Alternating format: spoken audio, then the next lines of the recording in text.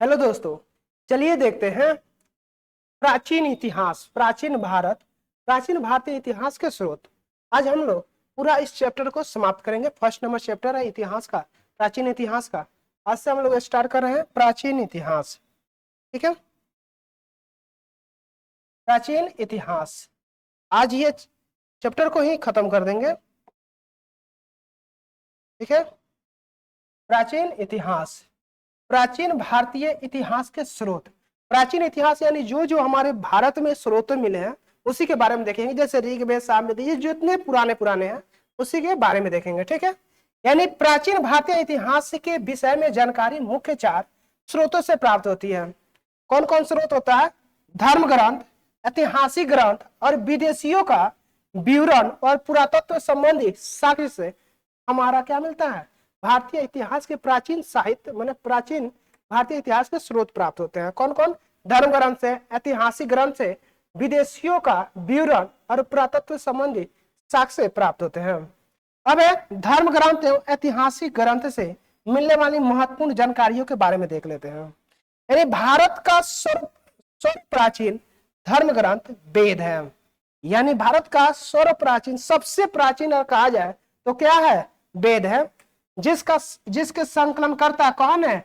महर्षि कृष्णायन द्वैपायन वेद व्यास। कौन है? एक सिंपल सा नाम कहे तो कौन है? वेद व्यास को माना जाता है।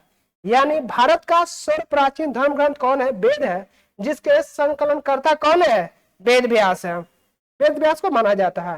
वेद वासुदेव कुटुंबकम का उपदेश देता है। यानी वेद क्या करता है? वसुदेव कुटुंबकम का उपदेश देता है। भारतीय परंपरा वेदों को नित्य तथा अपौरुष मानती है। क्या मानती है? अपौरुष मानती है। अब अपौरुष मानती है। वेद 4 है। वेद कितने हैं? 4 है। ऋग्वेद, यजुर्वेद, सामवेद एवं अथर्ववेद। ठीक है, ऋग्वेद सबसे अगर पुराना कहा जाए तो ऋग्वेद है। उसके बाद कौन है? यजुर्वेद, सामवेद, अथर्ववेद। अथर्ववेद को जोगटोन, जो भी टोना वोना गांव में देखते होंगे, उस किसके में आता है? अथर्ववेद में आता है। ठीक है, इन 4 वेदों को संहिता कहा जाता है। यानी जो 4 गो वेद होते हैं उसे क्या कहा जाता है? संहिता। क्या कहा जाता है? संहिता कहा जाता है। ठीक है, चलिए आगे देखते हैं। अब देखेंगे ऋग्वेद के बारे में। क्या है? ऋग्वेद के बारे में देखते हैं। ऋग्वेद, ये ऋग्वेद जो है अपने में बहुत ही इंपॉर्टेंट है, बहुत ही महत्व रखता है। ठीक है, ऋग्वेद ऋचाओं के क्रमबद्ध ज्ञान के संग्रह को ऋग्वेद कहते हैं। यानी किसके? ऋचाओं के क्रमबद्ध, किसको? ऋचाओं के क्रमबद्ध ज्ञान को क्या कहते हैं? ऋग्वेद कहते हैं, कहा जाता है। इसमें 10 मंडल, कितने मंडल? 10 मंडल, 1028 सूक्त एवं 10,462 ऋचाएं हैं। कितने मंडल है? 10 मंडल। सूक्त कितने हैं? 1028। कितने हैं? 1028। ऋचाएं कितने हैं? 10,462 है। कितने हैं? 10,462 है। जो 1028 सूक्त है, इसमें वाल्खिल्य पाठ के 11 सूक्त सहित है। ठीक है, इस वेद को ऋचाओं के पढ़ने वाले ऋषि को होत्री कहते हैं। यानी ऋचाओं को पढ़ने वाले ऋषि को क्या कहते हैं? होत्री। यानी ऋचाओं के पढ़ने वाले ऋषि को क्या कहते हैं? होत्री कहते हैं। इस वेद से आर्य के राजनीतिक प्रणाली, इतिहास एवं ईश्वर की महिमा के बारे में जानकारी मिलती है। किसकी मिलती है? यानी ईश्वर की महिमा के बारे में जानकारियां मिलती है। ठीक है, अब है अगला पॉइंट, विश्वामित्र। कौन है? विश्वामित्र द्वारा रचित। कौन? ऋग्वेद के 3रे मंडल में सूर्य देवता, कौन देवता? सूर्य देवता सावित्री को समर्पित प्रसिद्ध गायत्री मंत्र है। कौन मंत्र है? गायत्री मंत्र। यानी गायत्री मंत्र किसके द्वारा रचित है? विश्वामित्र द्वारा। गायत्री मंत्र के रचयिता कौन है? विश्वामित्र जी है। कौन है? विश्वामित्र जी। इसके 9वें मंडल में देवता सोम का उल्लेख है। यानी गायत्री मंत्र में जो विश्वामित्र द्वारा रचित कौन है? गायत्री मंत्र। इसके 9वें मंडल में क्या है? सोम देवता का उल्लेख है। किस कौन सा देवता? सोम देवता का उल्लेख है। अब है इसके 8वें मंडल की, किसके? गायत्री मंत्र के 8वें मंडल की हस्तलिखित ऋचाओं को खील कहा जाता है। यानी क्या कहा जाता है? खील। 8वें मंडल को क्या कहा जाता है? खील कहा जाता है। क्या कहा जाता है? खील कहा जाता है। ऋग्वेद का सबसे बड़ा 10वां मंडल है। ऋग्वेद में अब सबसे बड़ा मंडल कहा जाए तो किसका है? ऋग्वेद का 10वां मंडल है। कौन है? ऋग्वेद का 10वां मंडल है। इसमें नदी स्तुति सूक्त यानी नदियों की प्रशंसा पुरुष सूक्त, वैदिक समाजशास्त्र, नाम नाश दिए सूक्त, ब्राह्मण सृजन, ब्राह्मण के सृजन से संबंधित विभिन्न अनुमान, सूर्य सूक्त, विवाह श्लोक आदि सम्मिलित है। ठीक है। अब है चतुष्कर्ण यानी चतुष्कर्ण समाज की कल्पना का आदि स्रोत। चतुष्कर्ण जो है समाज की कल्पना का आदि स्रोत ऋग्वेद के 10वें मंडल में वर्णित है। किसमें है? ऋग्वेद के 10वें मंडल यानी चतुष्वर्ण समाज की कल्पना आदि स्रोत किसे? ऋग्वेद के 10वें मंडल में वर्णित पुरुष सूक्त है, जिसके अनुसार 4 वर्ण ब्राह्मण, क्षत्रिय, वैश्य तथा शूद्र हैं। जिसके अनुसार 4 वर्ण कौन कौन है? ब्राह्मण, क्षत्रिय, वैश्य तथा शूद्र है। आदि पुरुष ब्राह्मण के क्रमशः मुख्य भुजाओं, जंघाओं और चरणों से उत्पन्न हुए हैं, जो कि ये पहले माना जाता था, लेकिन अब नए नए टेक्नोलॉजिया का उपयोग हुआ है, जो कि अब नहीं माना जाता है कि इसी का अति देना है। ठीक है। अब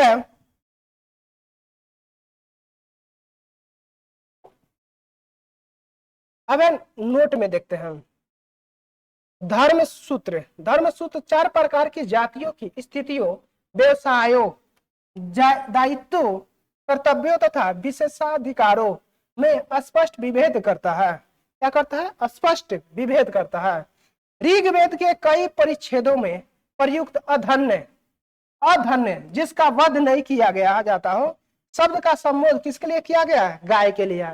जिसका वध नहीं किया गया है, जिसे अधन्य बोलते हैं, किसके लिए प्रयोग किया गया? गाय के लिए किया गया। किसमें? ऋग्वेद में। कहा किया गया? ऋग्वेद में किया गया। अब ऋग्वेद में ब्राह्मण का उल्लेख तो है, ऋग्वेद में ब्राह्मण का तो उल्लेख है, किंतु आत्मा का उल्लेख नहीं है। ऋग्वेद में ब्राह्मण का उल्लेख है, लेकिन आत्मा, हम लोग कहते हैं कि आत्मा मर जाए तो आत्मा दूसरे में जाए, तो किसमें नहीं है? ऋग्वेद में किसका अथी नहीं है? आत्मा का। ठीक है। अब देखते हैं ईसा पूर्व एवं ईसवी। क्या है? ईसा पूर्व एवं ईसवी के बारे में। ईसा पूर्व एवं ईसवी वर्तमान में प्रचलित ग्रेगोरियन कैलेंडर, जो वर्तमान में कैलेंडर चलता है ग्रेगोरियन कैलेंडर, ईसाई कैलेंडर जूलियन कैलेंडर, ईसाई धर्म गुरु ईसा मसीह के जन्म वर्ष यानी कल्पित पर आधारित है। किस पर आधारित है? यानी ईसा मसीह के जन्म पर आधारित है। ठीक है। ईसा मसीह के जन्म के पहले के समय को ईसा पूर्व यानी ईसा मसीह के पहले के जन्म को क्या कहा था? ईसा पूर्व, बिफोर क्राइस्ट कहा जाता था, before the birth of Jesus Christ. ठीक है, कहा जाता है ईसा पूर्व। ईसा पूर्व में वर्षों की गिनती उल्टी दिशा में होती है, यानी उस ईसा पूर्व में गिनती किस तरह है? जैसे हम लोग गिनते हैं 1 2, तो उधर गिना जाता है 100, 99, 98 ऐसे करके। ठीक है। जैसे महात्मा बुद्ध का जन्म 563 ईसा पूर्व और मृत्यु 483 ईसा पूर्व में हुआ है। ठीक है। इनका महात्मा बुद्ध का जन्म कब हुआ है? 563 ईसा पूर्व में, मृत्यु कब हुआ है?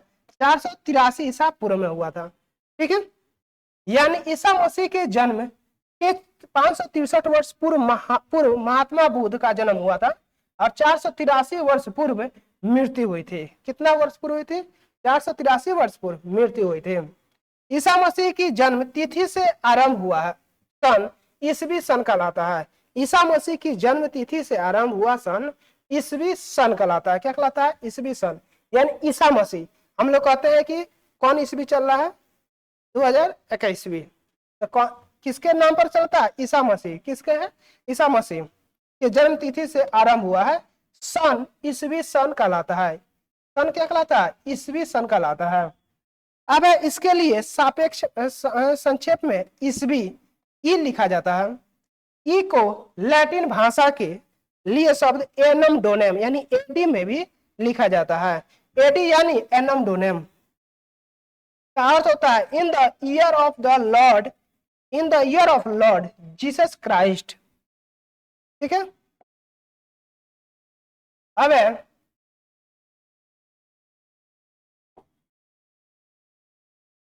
अब विंसेंट आर्थर स्मिथ ने प्राचीन भारत का पहलू सुव्यवस्थित इतिहास अर्ली हिस्ट्री ऑफ इंडिया 1904 में तैयार किया। इस पुस्तक के 1/3 भाग में केवल सिकंदर का आक्रमण वर्णित है। यानी विंसेंट आर्थर स्मिथ ने प्राचीन भारत का पहला सुव्यवस्थित इतिहास अर्ली हिस्ट्री ऑफ इंडिया 1904 में कब क्या तैयार किया था? 1904 में तैयार किया। इस पुस्तक को 1/3 भाग में केवल सिकंदर का आक्रमण वर्णित है। किसका वर्णित है? सिकंदर का आक्रमण का वर्णित है। सिर्फ सिकंदर के बारे में 1/3 में। इसमें भारत को स्वेच्छाचारी शासन वाला देश कहा गया है। कैसा बताया गया? स्वेच्छाचारी शासन वाला देश कहा गया है, जिसे ब्रिटिश शासन की स्थापना से पहले कभी राजनीतिक एकता का अनुभव नहीं हुआ था। यानी क्या हुआ? जिससे ब्रिटिश शासन की स्थापना से पहले कभी राजनीतिक एकता का अनुभव नहीं हुआ था। उन्होंने लिखा है कि वस्तुतः भारतीय इतिहासकारों का सरोकार शासन के एकमात्र स्वरूप तानाशाही से है। किससे है? तानाशाही से है। यानी क्या लिखा? भारतीय इतिहासकारों का सरोकार शासन के एकमात्र स्वरूप तानाशाही से ही है। अब वामनावतार के 3 पगों के आख्यान का प्राचीनतम स्रोत ऋग्वेद में है। यानी 3 पग में का के पूरा पृथ्वी नाप दिए तो रहेंगे कहाँ? तो जाइए वामनावतार, वही कहलाता है क्या? वामनावतार। वामनावतार जो थे, वामनावतार में भगवान ने 3 पग में पूरा पृथ्वी नाप दिए थे, जिससे रहने का जिसका नापे तो उनका होता जगह नहीं मिला। ठीक है। इसका स्रोत कहाँ मिलता है? ऋग्वेद में। कहाँ मिलता है? ऋग्वेद में। ठीक है। अब आते हैं और वामना अवतार के बारे में पढ़ते हैं। क्या है वामना अवतार के? वामना अवतार, वामना अवतार भगवान वामन श्री हरि के पहले ऐसे अवतार थे जो मानव के रूप में प्रकट हुए थे। जो किसके रूप में? मानव के रूप में प्रकट हुए थे। उनके पिता कश्यप ऋषि। कौन हुए? कश्यप ऋषि। माता का नाम अदिति थी। यानी वामन अवतार में कश्यप ऋषि, उनके पिता का नाम क्या था? कश्यप ऋषि, और माता का नाम क्या था? अदिति थी। ठीक है। बौने ब्राह्मण के रूप में जन्मे थे, जो कि वामना अवतार श्री हरि का जो जन्म हुआ था बौना अवतार में हुआ था। ठीक है। ब्राह्मण के रूप में जन्मे थे। जो भगवत पुराण के अनुसार वामन अवतार का उद्देश्य भगवान विष्णु द्वारा इंद्र को पुनः सर्वलोक पर अधिकार दिलाना था। क्या? विष्णु द्वारा इंद्र को क्या? तो पुनः स्वर्लोक पर अधिकार दिलाना था। वामन भगवान को दक्षिण भारत में उपेंद्र के नाम से जाना जाता है। वामन भगवान को दक्षिण भारत में किसके? उपेंद्र के नाम से जाना जाता है। ठीक है।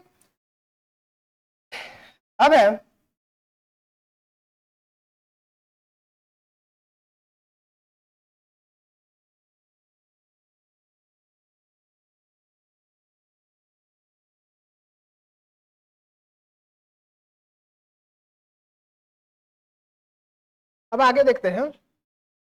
अब ऋग्वेद,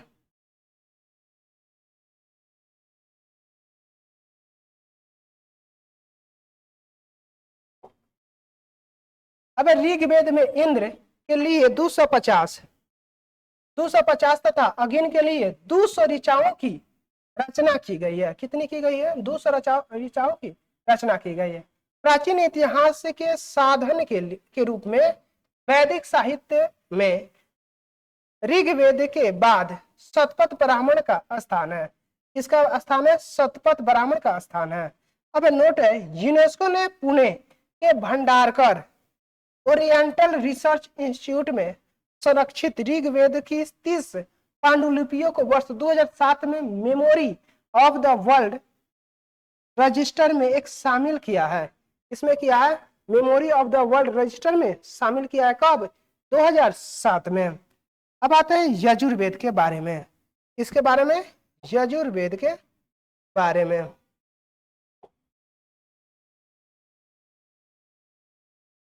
यजुर्वेद कौन वेद? यजुर्वेद। यजुर्वेद जो है स्वर पाठ के लिए मंत्रों तथा बलि के समय अनुपालन के लिए नियमों का संकलन यजुर्वेद कहलाता है। यानी यजुर्वेद क्या कहता है? बलि। यजुर्वेद में क्या किया जाता है? मैंने पशुओं को बलि दिया जाता है। ठीक है। इसके पाठ्यकर्ता को अधर्यु कहा जाता है। यानी यजुर्वेद को पढ़ने वाले आदमी को क्या बोलते हैं? अधर्यु कहते हैं। यजुर्वेद में यज्ञों के नियमों एवं विधि विधानों का संकलन मिलता है। यजुर्वेद में यज्ञों के नियम, यजुर्वेद में यज्ञों के नियम एवं विधि विधानों का संकलन मिलता है। इसमें बलिदान विधि का भी वर्णन मिलता है। यजुर्वेद में क्या मिलता है? बलिदान। हम लोग गांव में बकरा को हला देते हैं, किसमें मिलता है? किसके वजह से? यजुर्वेद के वजह से हम लोग बकरा, पहले तो आदमियों को हलाल कर देता था, जो कि बंद हो गया है। ठीक है। यजुर्वेद यह एक ऐसा वेद है जो गद एवं पद दोनों में है। यजुर्वेद जो है ये गद एवं पद दोनों में है। ठीक है। अब आते हैं सामवेद। किसमें आते हैं? सामवेद में। क्या है? सामवेद। साम का शाब्दिक अर्थ होता है गान। साम का अर्थ होता है क्या? गान। जैसे सारे गामा पादा निशा, ये सब क्या है? इसमें आता है सामवेद में। अगर सामवेद ना बना रहता तो गणवे ना बना रहता। ठीक है। वही है सामवेद। सामवेद जो है, इस वेद में मुख्यतः यज्ञों के अवसर पर गाए जाने वाले ऋचाओं जैसे मंत्रों का संकलन है। जैसे कि मंत्र पढ़ा जाता है ओम भूर्भुवः स्वः, ये सब क्या है? इसमें आता है? सामवेद में आता है। किसमें आता है? सामवेद में आता है। अब मंत्रों का संकलन, इसके पाठ्यकर्ता को उद्रात्री कहते हैं। क्या कहते हैं? यानी सामवेद जो पढ़ता है उसे क्या बोलते हैं? उद्रात्री। उद्रात्री क्या बोलते हैं? उद्रात्री। सामवेद पढ़ने वाले व्यक्ति को क्या बोलते हैं? उद्रात्री। इसका संकलन ऋग्वेद पर आधारित है। इसका संकलन किस पर आधारित है? ऋग्वेद पर आधारित है। इसमें 1810 सूक्त है। यानी सामवेद में कितने सूक्त हैं? 1810 सूक्त हैं, जो प्राय ऋग्वेद से लिए जाते हैं। कहां से लिए जाते हैं? ऋग्वेद से लिए गए हैं। इसे भारतीय संगीत का जनक कहा जाता है। इसे क्या कहा जाता है? भारतीय संगीत का जनक कहा जाता है। अब आते हैं नोट में। यजुर्वेद तथा सामवेद में किसी भी विशिष्ट ऐतिहासिक घटना का वर्णन नहीं मिलता है। यानी यजुर्वेद तथा सामवेद में किसी भी विशिष्ट ऐतिहासिक घटना का वर्णन नहीं मिलता है। छोटा मोटा घटना था वो तो हर एक जगह होते रहता है, कोई ऐसी नहीं है। अब आते हैं क्या? अथर्ववेद। अथर्ववेद जो है ये हमारा जोगटोन अभी भी है। मेरे घर के बगल में एक सूखा है, उसी के बारे में बताते हैं। अब है अथर्ववेद।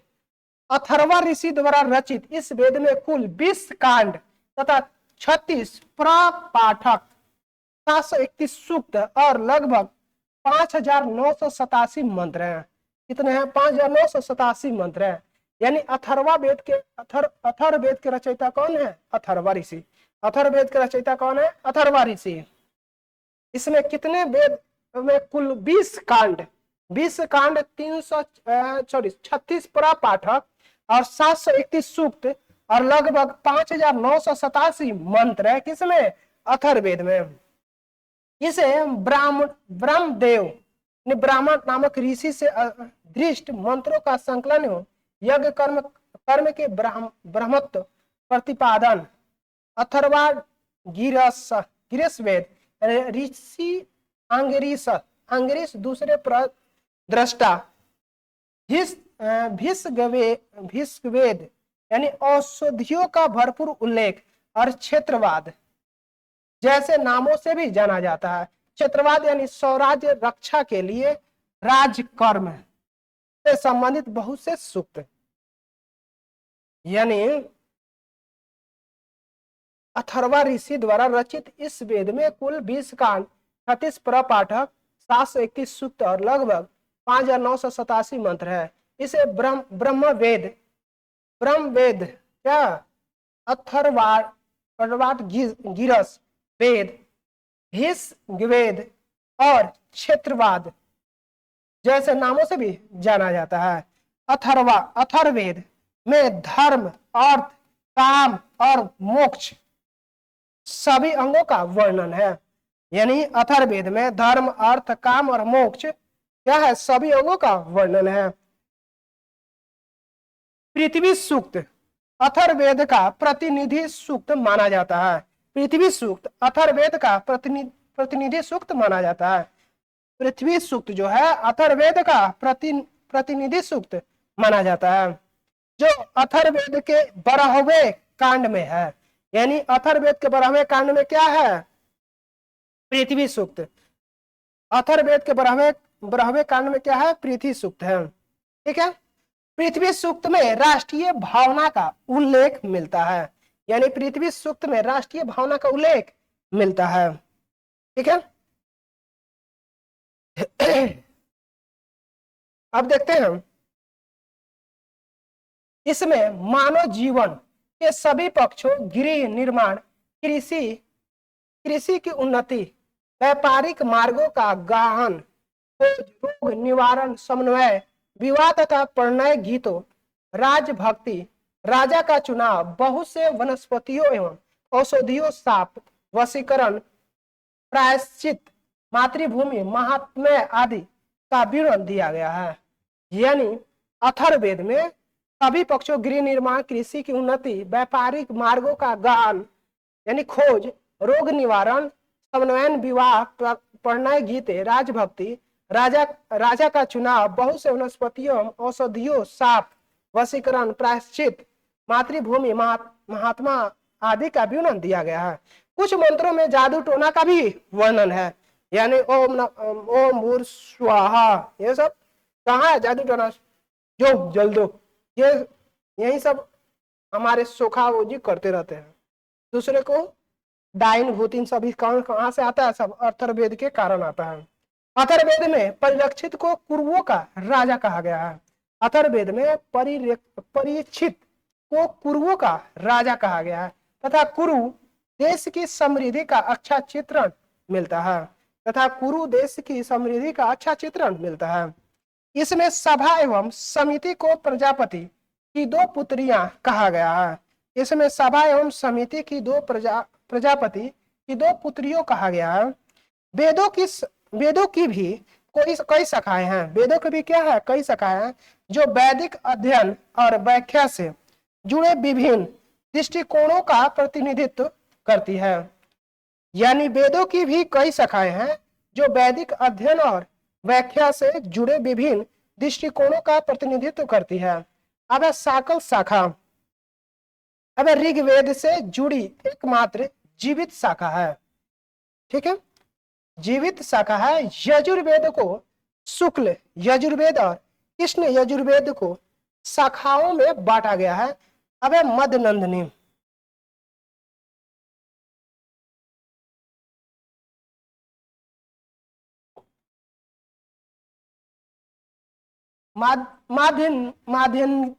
माध्यदिन और कांड शुक्ल यजुर्वेद अथवा वाजस ने संहिता की शाखाएं हैं।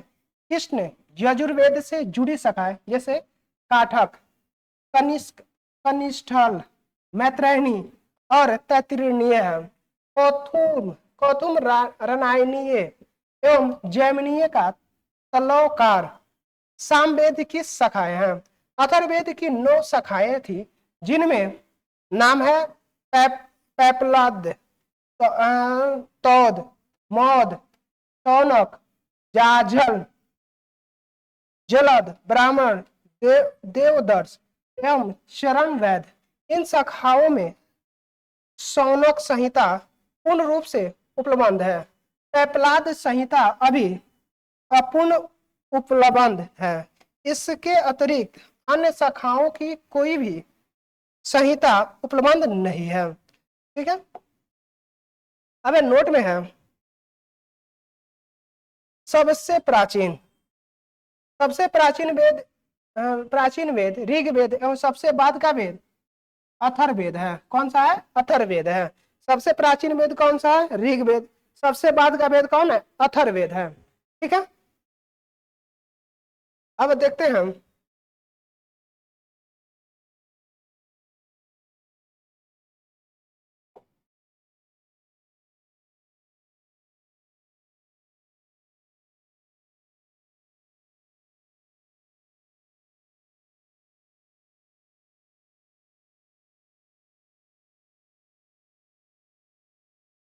एक मिनट डिलीट कर दें, बहुत सारा जमा हो गया है।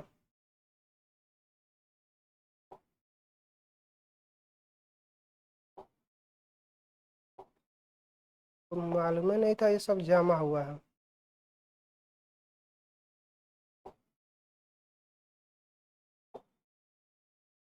ठीक है, चलिए आगे देखते हैं हम।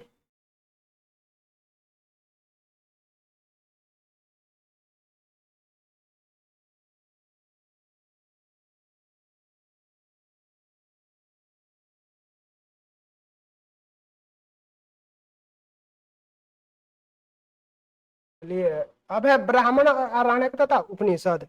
क्या है? ब्राह्मण आरण्यक तथा उपनिषद। संहिता के पश्चात ब्राह्मणों, आरण्यकों तथा उपनिषदों का स्थान है। इनसे उत्तर वैदिक तथा कालीन समाज एवं संस्कृति के विषय में जानकारी प्राप्त होती है। ठीक है, यानी संहिता के पश्चात ब्राह्मणों, आरण्यकों तथा उपनिषदों का स्थान है।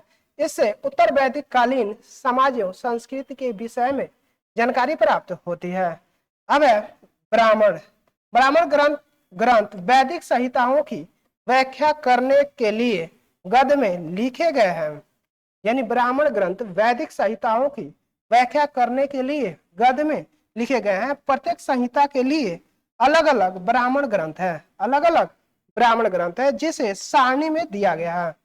देखिए सारणी है वेद, ब्राह्मण ग्रंथ, ऋग्वेद, ऐतरेय और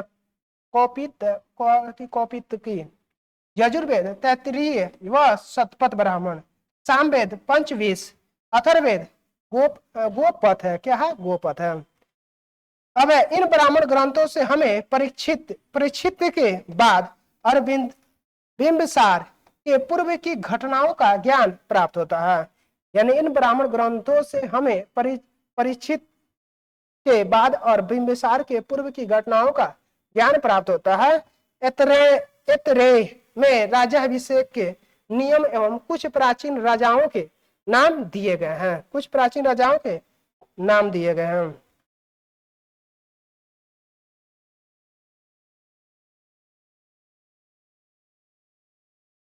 अब है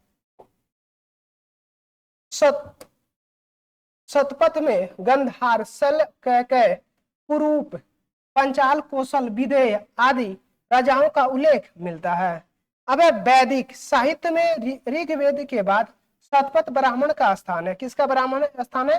शतपथ ब्राह्मण का स्थान है। आरण्यक में ज्ञान से जुड़े कर्मकांडों की दार्शनिक और प्रतीकात्मक अभिव्यक्ति है। क्या है? अभिव्यक्ति है। उपनिषदों की संख्या 108 है। यानी उपनिषदों की संख्या कितना है? उपनिषदों 108 है, जिसमें 13 को मूलभूत उपनिषदों की श्रेणी में रखा गया है। यानी 13 को क्या किया गया? मूलभूत उपनिषदों में रखा गया है। अब इसमें रखा गया है, इसमें यज्ञ से जुड़े दार्शनिक विचार, शरीर, ब्राह्मण, आत्म तथा ब्राह्मण की व्याख्या की गई है। अब स्त्री की सर्वाधिक गिरी हुई स्थिति मैत्रेयनी है। यानी स्त्री की सबसे गिरी हुई स्थिति किससे बोलते हैं? मैत्रेयनी। यानी प्राचीन भारतीय इतिहास में ये स्त्री की सबसे गिरी हुई स्थिति कौन बोलते हैं? मैत्रेयनी। क्या बोलते हैं? मैत्रेयनी। संहिता से प्राप्त होती है, मैत्रेयनी संहिता से प्राप्त होती है, जिसमें जुआ और शराब की भांति स्त्रियों को पुरुष का तीसरा मुख्य दोष बताया गया है। यानी अगर कहा जाए तो यही है प्राचीन इतिहास। यानी सबसे बड़ा, अगर स्त्री और पुरुषों का सबसे बड़ा दोष कहा जाए तो स्त्रियों को पुरुष का क्या माना? तीसरा दोष बताया गया दारू शराब के अलावा। तीसरा दोष कौन है? मैत्रेयनी, स्त्रियों के चक्कर में पड़ना।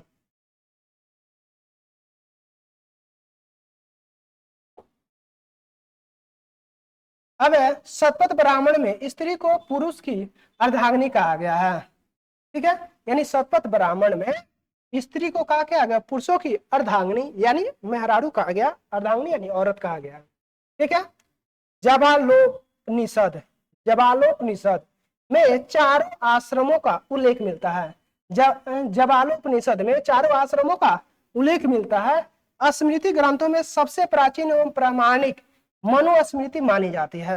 यानी स्मृति, स्मृति ग्रंथों में सबसे प्राचीन एवं प्रामाणिक मनुस्मृति मानी जाती है। कौन किसको माना जाता है? मनुस्मृति को माना जाता है। यानी स्मृति ग्रंथ में सबसे प्राचीन किसे माना जाता है? प्रमाणित है कौन? मनुस्मृति को। सबसे प्राचीन ग्रंथ कौन सा है? मनुस्मृति। यह शुंग काल का मानक ग्रंथ है, यह शुंग काल का मानक ग्रंथ है। नारद स्मृति गुप्त युग के विषय की जानकारी प्रदान करता है। नारद जो स्मृति है, कौन स्मृति? नारद स्मृति गुप्त युग के विषय में जानकारी प्रदान करता है। यह स्मृति विशुद्ध रूप से न्याय संबंधी ग्रंथ है। क्या है? न्याय संबंधी ग्रंथ है। इसमें कुल 18 प्रकरण और 1028 श्लोक है। कितने श्लोक है? 1028 श्लोक है।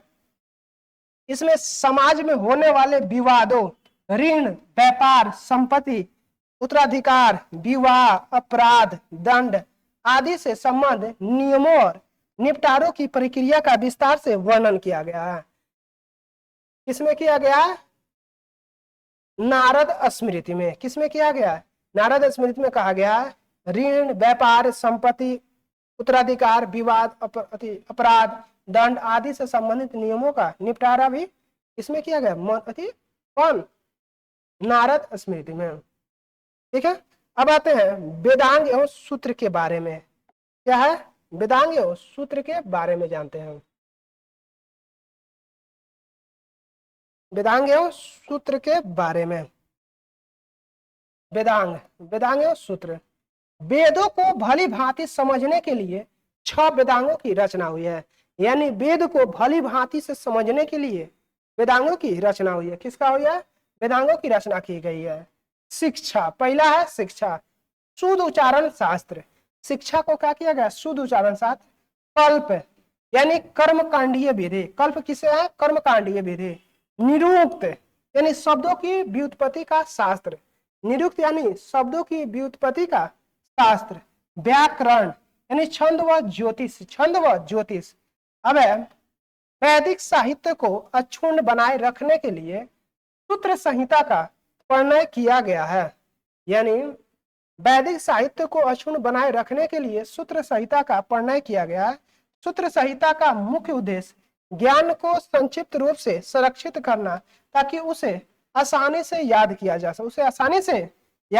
जा सके, कल्प सूत्र वेदांगों में कल्प नामक अंग से संबंधित ग्रंथ है। क्या है? यानी कल्प नामक अंग से संबंधित ग्रंथ है। यह मुख्यतः 4 प्रकार के होते हैं। कितने प्रकार के होते हैं? 4 प्रकार के होते हैं। श्रोत सूत्र, कौन है? श्रोत सूत्र। यज्ञ विधि, कौन? यज्ञ विधि। गृह सूत्र यानी गृहस्थ धर्म। धर्म सूत्र यानी धार्मिक ग्रंथ, आचरण। शल्व सूत्र यानी यज्ञ वेदियों की ज्यामिति, यज्ञ वेदियों की ज्यामिति।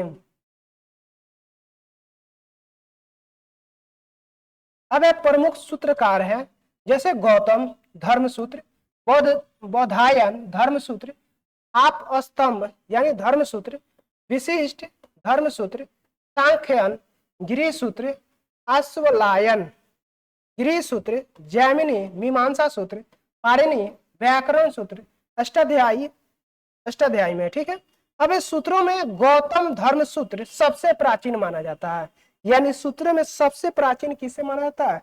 गौतम धर्म सूत्र को सबसे प्राचीन माना जाता है। ठीक है, अब आते हैं पुराण के बारे में। क्या पढ़ते हैं? पुराण।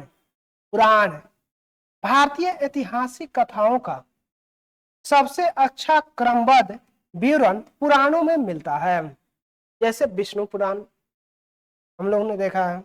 अब इसके रचयिता लोमहर्ष अथवा इनके पुत्र उग्र सर्वा माने जाते हैं। यानी भारतीय ऐतिहासिक कथाओं का सबसे अच्छा क्रमबद्ध विवरण पुराणों किसमें मिलता है? पुराणों में मिलता है। इसके रचयिता लोमहर्ष अथवा इनके पुत्र उग्र सर्वा को माना जाता है। किसे माना जाता है? उग्र सर्वा। उग्र सर्वा को माना जाता है। इनकी संख्या 18। इनकी संख्या कितनी है? 18 है, जिनमें से केवल 5 मत्स्य, वायु, विष्णु, ब्राह्मण एवं भागवत में ही राजाओं की वंशावली पाई जाती है। किसमें किसमें? 5 कौन का नाम? मत्स्य पुराण, वायु पुराण, विष्णु पुराण, ब्राह्मण पुराण एवं भागवत। भागवत पुराण में ही राजाओं की वंशावली पाई जाती है। ठीक है,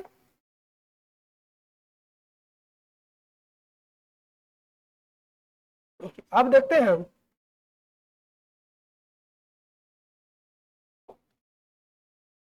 यानी अधिकतर अधिकतर पुराण पुराण सरल संस्कृत श्लोक में लिखे गए हैं। यानी अधिकतर पुराण क्या है? सरल संस्कृत श्लोक में लिखे गए हैं। स्त्रियों तथा शूद्र जिन्हें वेद पढ़ने की अनुमति नहीं थी, जिन्हें वेद पढ़ने की अनुमति नहीं थी, वे भी पुराण सुन सकते थे।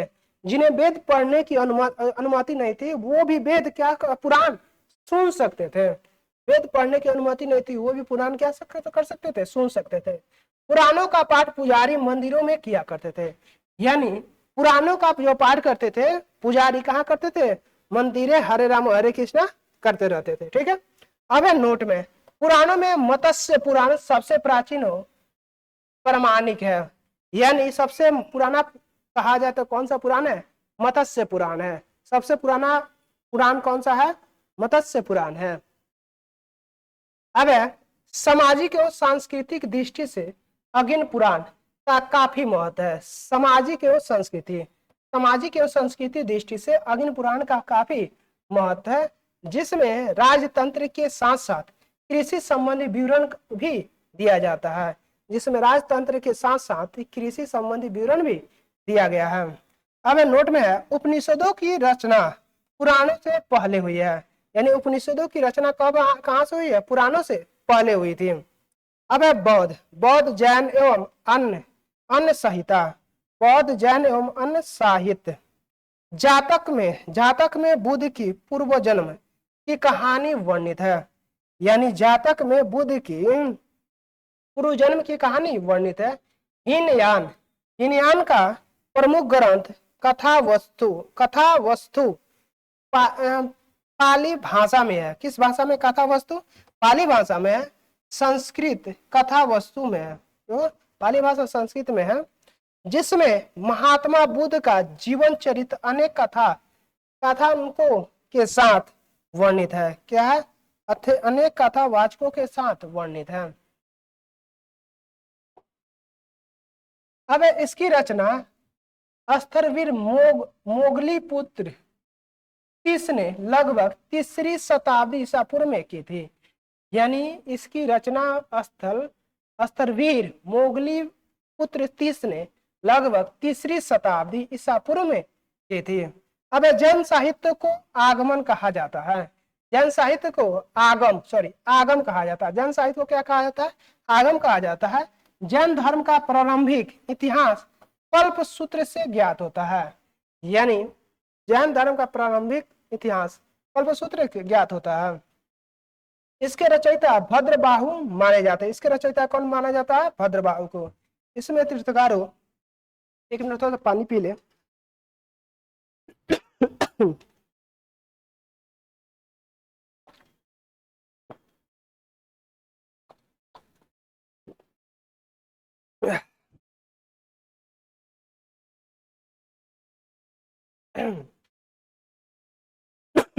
सॉरी, इसमें तीर्थकारों विशेषकर पार्श्वनाथ और महावीर स्वामी के जीवन चरित्र का वर्णन है।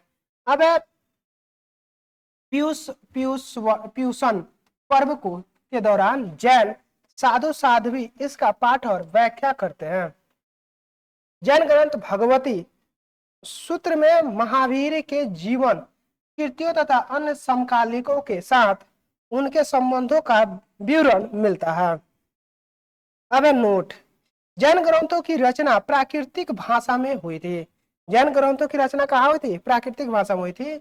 इस ईसा की 6ठी सदी में गुजरात के वल्लभी नगर में इन्हें अंतिम रूप से संकलित किया गया था। अंतिम रूप से संकलित किया गया था।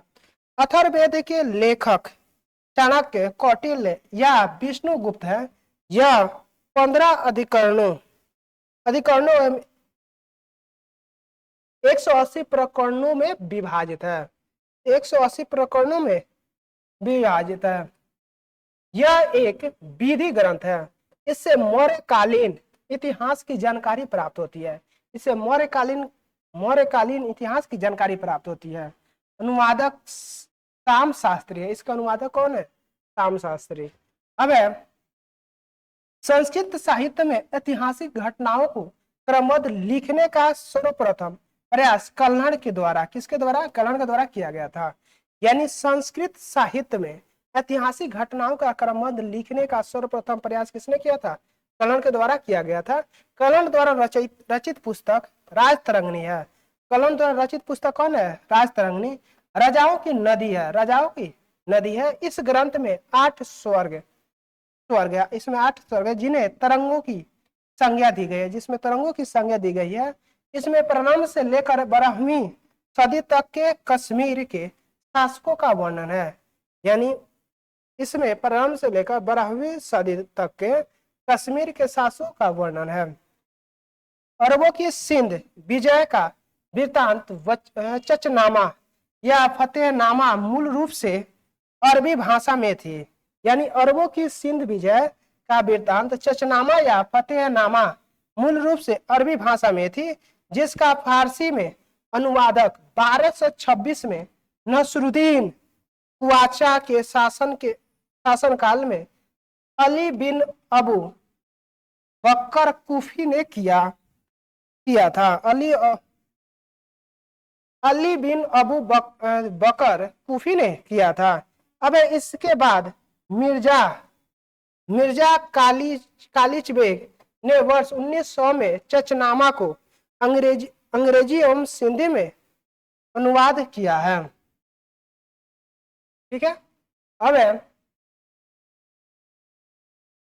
अष्टाध्यायी के बारे में जानते हैं। क्या है अष्टाध्यायी? यानी संस्कृत भाषा व्याकरण की प्रथम पुस्तक के लेखक पाणिनि है। यानी अष्टाध्यायी के लेखक कौन है? पाणिनि। कौन है? पाणिनि। इससे मौर्य के पहले का इतिहास तथा मौर्य युगीन राजनीतिक अवस्था की जानकारी प्राप्त होती है। नोट है, अष्टाध्यायी में पहली बार लिपि शब्द का प्रयोग किया गया है। यानी अष्टाध्यायी में पहली बार लिपि शब्द का प्रयोग किया गया है। अब है कात्यायन की गार्गी संहिता। कात्यायन की गार्गी क्या है? गार्गी संहिता एक ज्योतिष ग्रंथ है। कात्यायन की गार्गी संहिता क्या है? एक ज्योतिष ग्रंथ है। फिर भी इसमें भारत पर होने वाले यौन आक्रमण का उल्लेख मिलता है। यौन आक्रमण का क्या मिलता है? उल्लेख मिलता है। पतंजलि पुष्यमित्र शुंग के पुरोहित थे। जो पतंजलि थे पुष्यमित्र शुंग के क्या थे? पुरोहित थे। इनके महाभाष्य से शुंगों के इतिहास का पता चलता है। इनके महाभाष्य से शुंगों के इतिहास का पता चलता है। अब विदेशी यात्रियों से मिलने वाली प्रमुख जानकारी। विदेशी यात्रियों से मिलने वाली प्रमुख जानकारी के बारे में जानते हैं। यूनानी रोमन लेखक के बारे में। यात्रा वृत्तांत यूनानी लेखक।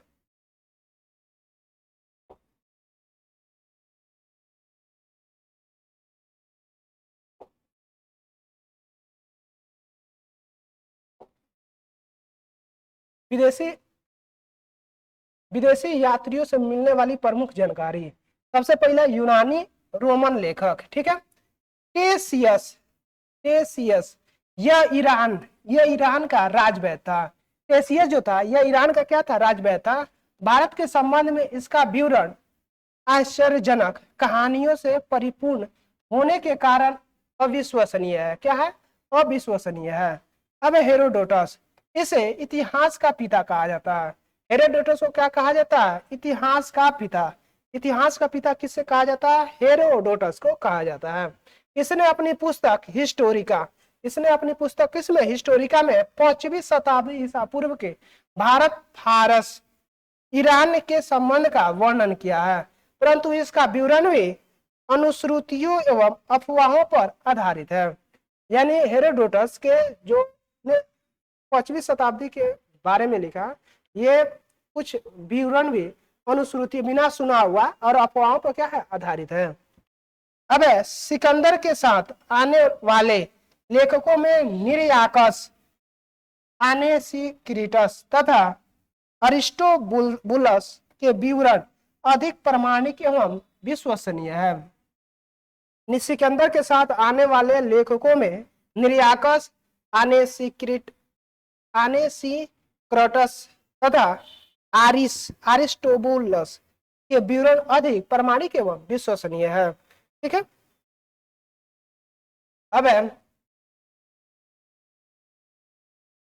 अब देखते हैं। चौथा है मेगास्थनीज। कौन आया था, अब आता है मेगास्थनीज के बारे में। मेगास्थनीज यह सेल्यूकस निकेटर का राजदूत था। मेगास्थनीज जो था यह सेल्यूकस निकेटर का क्या था, राजदूत था, जो चंद्रगुप्त मौर्य के राज दरबार में आया था। जो कहाँ आया था, चंद्रगुप्त मौर्य के राज दरबार में आया था। इसने अपनी पुस्तक इंडिका में मौर्य युग समाज एवं संस्कृत के विषय में लिखा है। यानी मेगास्थनीज सेल्यूकस निकेटर का राजदूत था। कौन, मेगास्थनीज। अब डाइमेकस के बारे में जानते हैं। यह सीरियस नरेश अंतियोकस का राजदूत था। यानी डाइमेकस जो था यह सीरिया नरेश किसका, अंतियोकस का राजदूत था, जो बिंदुसार के राज दरबार में आया था। जो किसके दरबार में आया था, बिंदुसार के राज दरबार में आया था। इसका विवरण भी मौर्य युग से संबंधित है। किससे है, मौर्य युग से संबंधित, किसका, डाइमेकस का। अब है डायोनीसियस। कौन है, डायोनीसियस। यह मिस्र नरेश टॉलमी फिलेडेल्फस का राजदूत था, जो अशोक के राज दरबार में आया था। किसके दरबार में आया था, अशोक के राज दरबार में आया था। अब है टॉलमी। इसने 2री शताब्दी में भारत का भूगोल नामक पुस्तक लिखे थे। किसने, टॉलमी।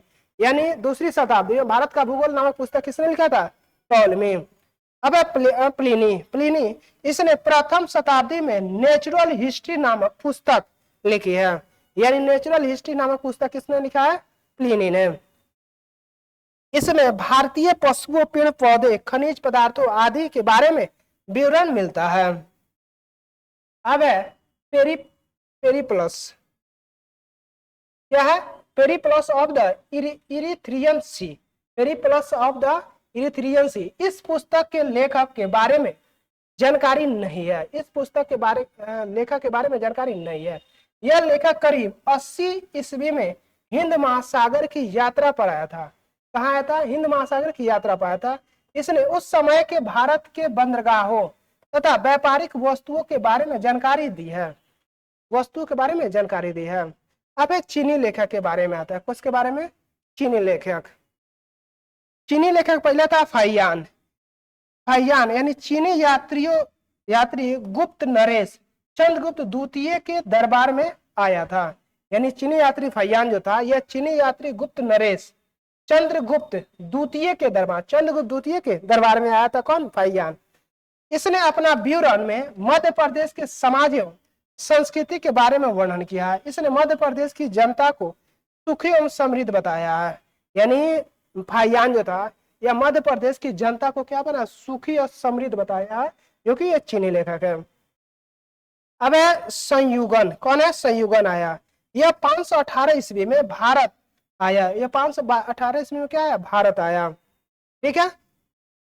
आया, इसने अपने 3 वर्षों की यात्रा में बौद्ध धर्म की प्राप्तियों एवं एक चित्र की है।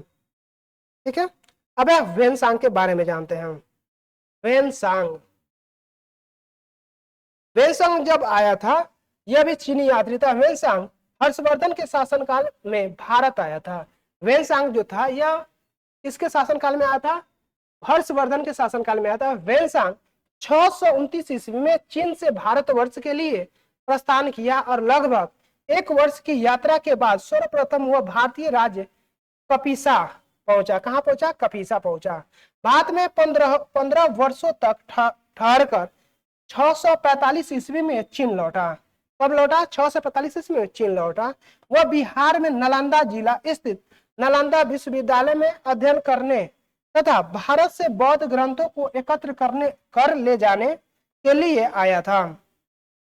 इसका भ्रमण वृत्तांत सीयू की नाम से प्रसिद्ध है। किससे है? सीयू के नाम से प्रसिद्ध, जिसमें 138 देशों का विवरण मिलता है। जिसमें कितने देशों का विवरण मिलता है?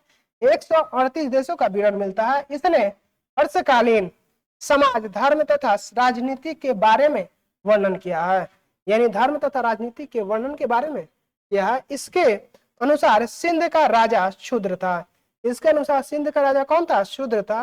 वेनसांग ने बुद्ध की प्रतिमा के साथ साथ सूर्य और शिव की प्रतिमाओं का भी पूजन किया था। यानी वेनसांग ने बुद्ध की प्रतिमा के साथ साथ सूर्य और शिव की प्रतिमाओं का भी पूजन किया था। अब वेनसांग नोट में है, वेनसांग को अध्ययन के समय नालंदा विश्वविद्यालय के कुलपति आचार्य शिलभद्र थे। यानी वेनसांग के अध्ययन के समय नालंदा विश्वविद्यालय के कुलपति कौन थे? शिलभद्र थे।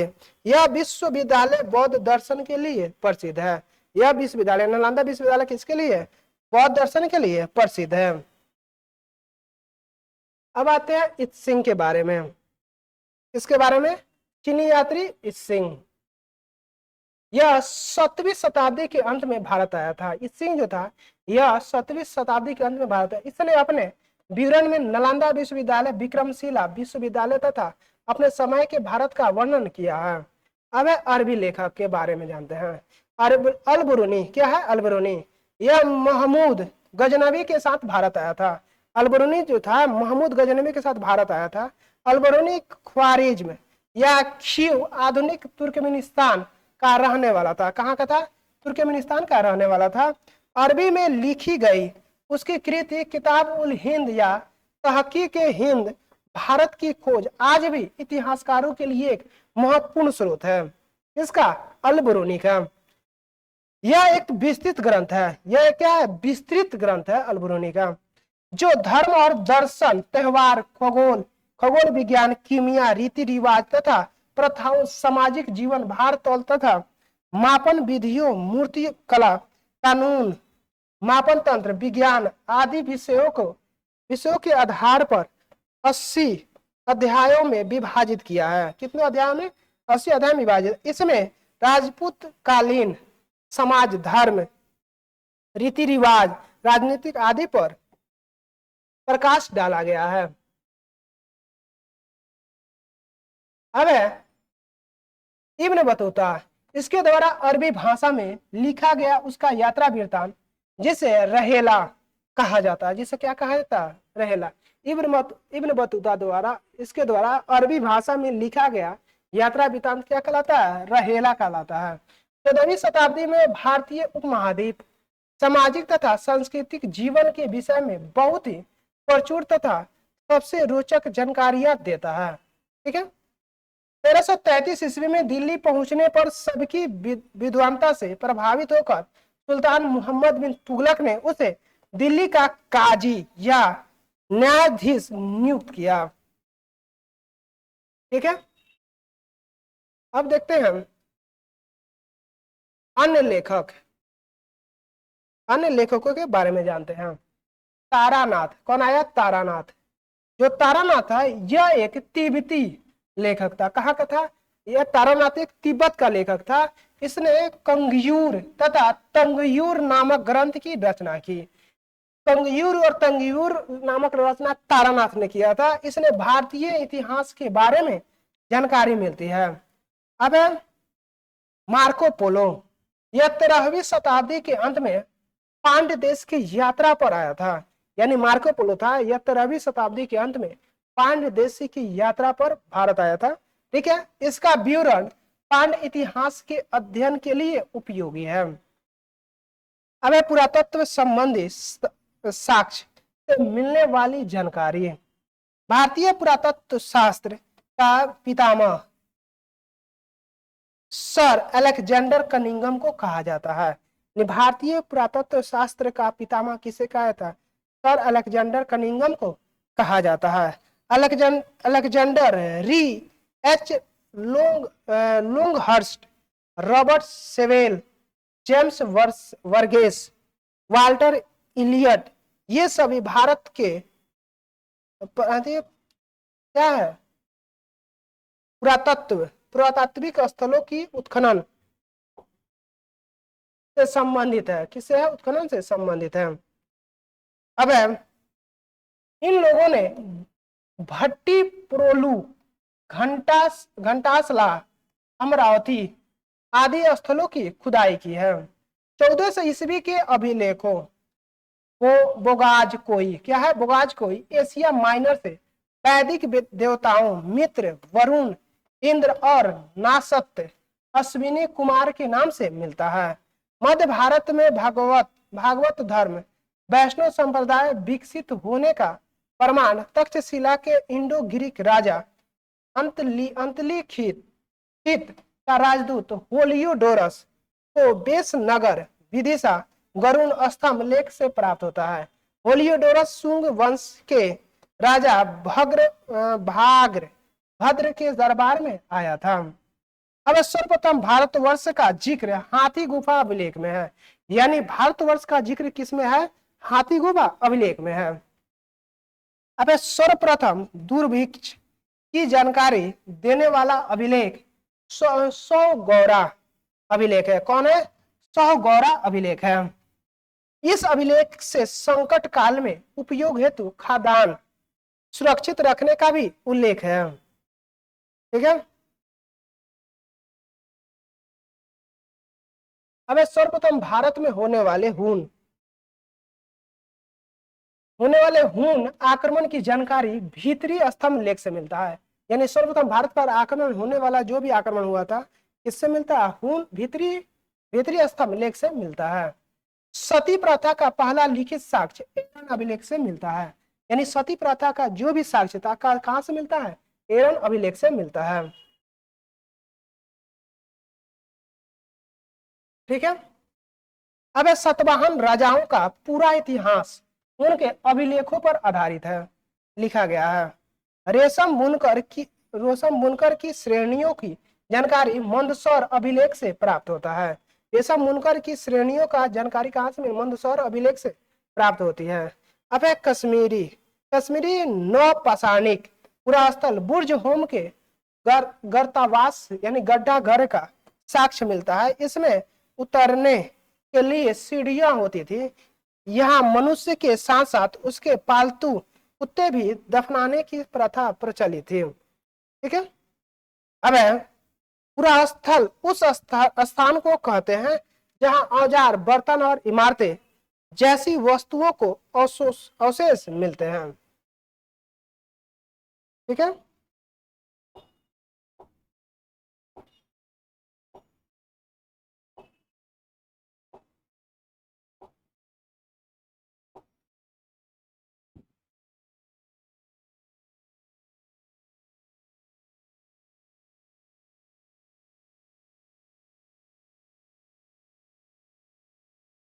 अब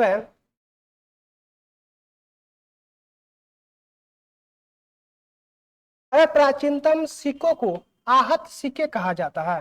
प्राचीनतम सिक्कों क्या कहता है? आहत सिक्के कहा जाता है। इसी को साहित्य में कांसापर्ण कहा गया है। क्या कहा गया? साहित्य को कांसापर्ण कहा गया। सर्वप्रथम सिक्कों पर लेख लिखने का कार्य यवन शासकों ने किया था। सर्वप्रथम सिक्कों को लेख लिखने का कार्य किसने किया था? लिखने का यवन शासक। किसने किया था? यवन शासक। अब महत्वपूर्ण अभिलेख के बारे में जानते हैं हम। कौन है महत्वपूर्ण अभिलेख? अब अभिलेख और शासक। हाथी गुफा अभिलेख। हाथी गुफा अभिलेख तिथि रहित अभिलेख है, कलिंग राजा खारवेल है। हाथी गुफा अभिलेख कौन है? शासक कौन था? कलिंग राजा खारवेल। जूनागढ़ अभिलेख, गिरनार अभिलेख या जूनागढ़ या गिरनार अभिलेख किसे? रुद्रदामन प्रथम। रुद्रदामन प्रथम। जूनागढ़ या गिरनार अभिलेख कौन है? उस समय शासक कौन था? रुद्रदामन प्रथम। नासिर, नासिक, नासिक अभिलेख। नासिक अभिलेख कौन था? गौतमी बलश्री। नासिक अभिलेख के समय कौन शासक था? गौतमी बलश्री। अब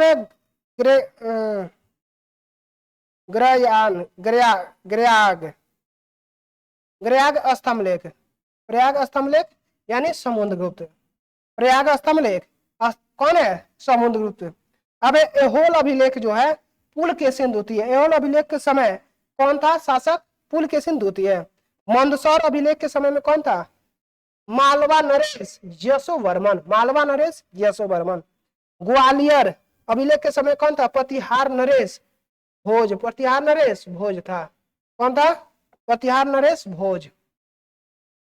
भीतरी एवं जूनागढ़ अभिलेख स्कंदगुप्त। भीतरी या जूनागढ़ अभिलेख के शासक कौन था? स्कंदगुप्त। त्योपायन अभिलेख में कौन था? बंगाल शासक विजयसेन। कौन था? बंगाल शासक विजयसेन। इसे संस्कृत में पहला एवं शिलालेख जारी करने का श्रेय दिया जाता है। ठीक है, अब आते हैं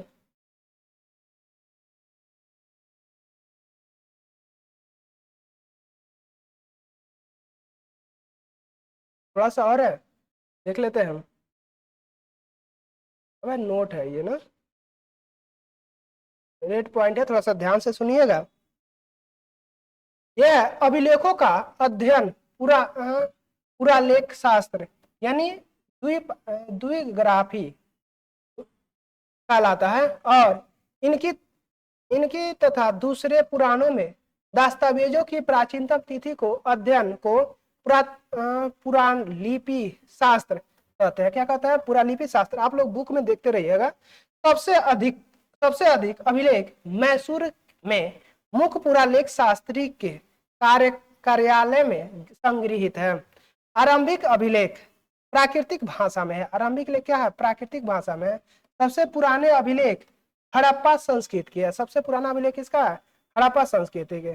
मोहर पर मिलते हैं। किस पर मिलता है? मोहर पर मिलता है। जो पढ़े नहीं जा सकते हैं। जो क्या है? पढ़े नहीं जा सकते हैं।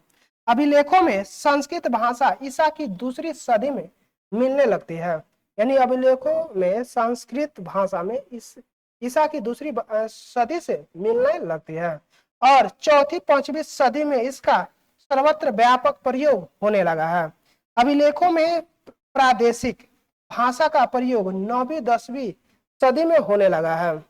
मौर्य, मौर्योत्तर और गुप्तोत्तर के अधिकांश अभिलेखों कार्पस इन सक्रिय स्रोतों का इंडिकारम नामक ग्रंथ माला में संकलित करके प्रकाशित किया गया है। अब